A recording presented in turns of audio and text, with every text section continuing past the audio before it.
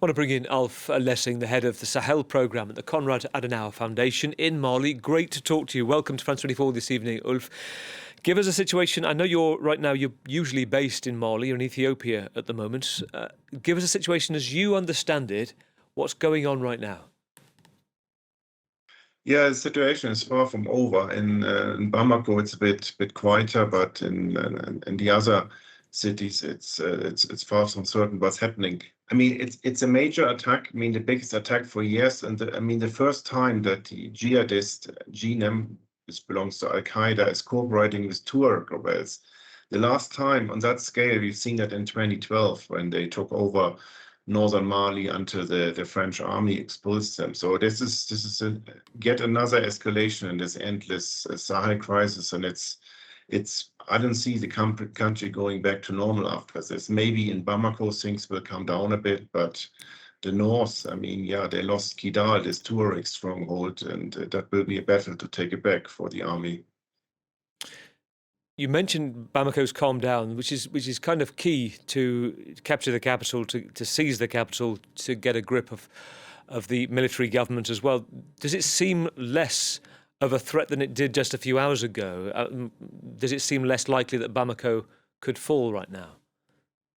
I mean, there's less fighting. I personally don't think Bamako will fall because GNM, the Al Qaeda fighters, they don't have the capacity to take and then run a city. What they are trying to do, I think, is to target, major regime figures and, spark an uprising. I mean, inside protest, people being tired of all this chaos, demanding changes to the government, and then with the goal to have a government that's maybe more Islamist or is willing to negotiate with GNM. But that's why they put all this whole pressure in all, the major cities across Mali. But I don't think the government is finished yet, and GNM can't enter the city. But yeah, they're getting bolder, and they hope to target major regime figures to trigger changes.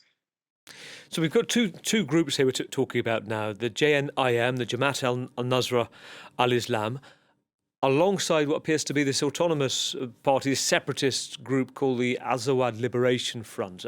Who are they? Explain to us how similar, for example, JNIM is to Al Qaeda, and again why it would work perhaps with this separatist group. What's the motivation for what you think is the motivation for these widespread attacks?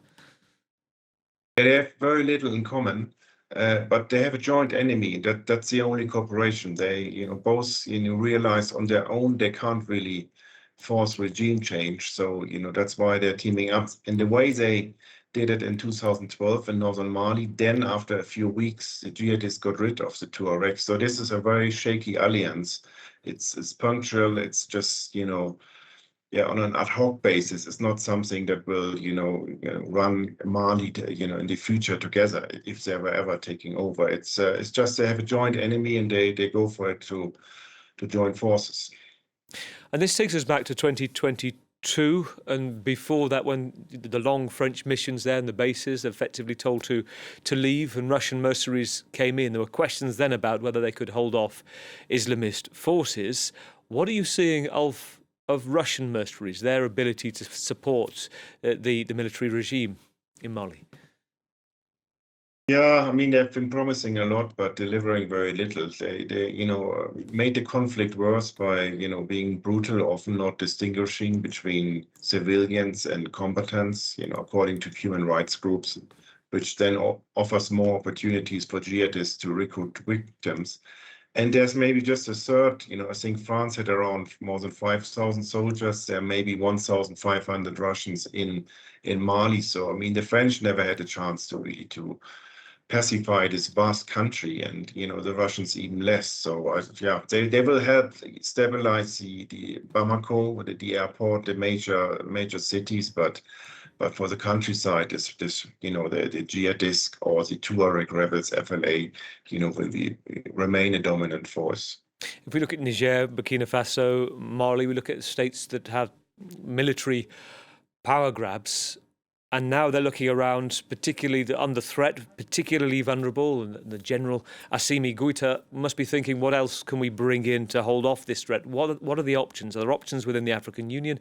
Talk us through what support they could have right now. Yeah, I mean, African Union, like ECOWAS, which they left, they're very weak regional bodies. I don't think they can do much. They bought Turkish drones, which will be useful now to chase back a bit the jihadists, and the Russians are there. But who else wants to, engage with Mali or Niger, Burkina Faso, which they're on this anti-Western, rather nationalist course, and I don't think Europe or France or anyone will be, willing or even welcome to put boots on the ground to stabilize the situation. It's probably beyond a military solution anyway, since the jihadists are so entrenched in parts of Mali and Burkina Faso. Very brief point before we get beaten by the headlines, which are coming close, Alf. But you've looked at the situation for a long time in Mali and within the region.